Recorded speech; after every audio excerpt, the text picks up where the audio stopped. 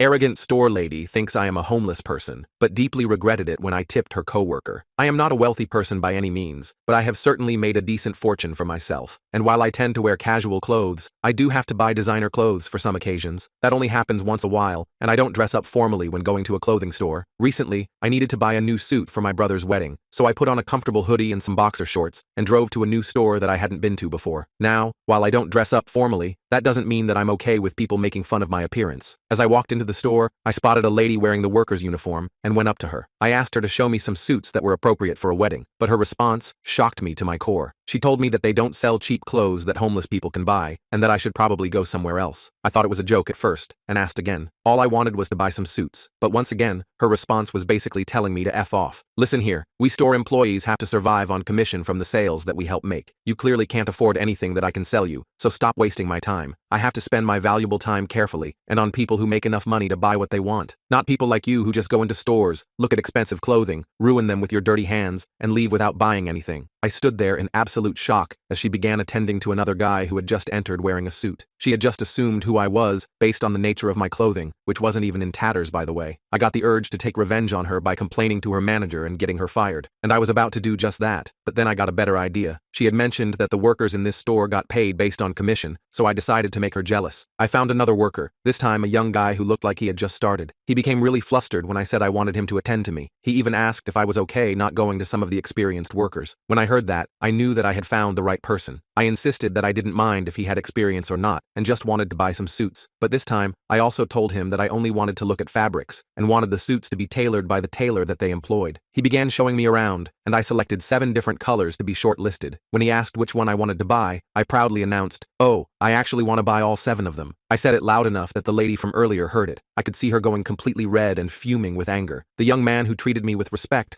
took me to the checkout and began taking my measurements. I intended to just buy ready-made suits, but I knew that the tailored suits would be more expensive. The manager came out to do a round and saw me standing with 7 different fabrics. He greeted me and thanked me for buying a lot of items and assured me that they would tailor my suits to perfection. He asked if I was satisfied, and I replied a big fat no. The color of his face paled as I began to explain what happened when I first entered the store. He quickly began apologizing, fearing that I would cancel my order, but I assured him that the young man had treated me with respect and changed my opinion about the store. The manager told me that he would make sure to fire that lady employee and told me my total for the suits. It was more than $10,000 and definitely more than I had planned on spending, but I didn't care. I asked him how much commission the young male employee would be getting, and then I looked back straight into the eyes of that arrogant lady and announced in my loudest voice, "I'm matching that amount as a tip for him."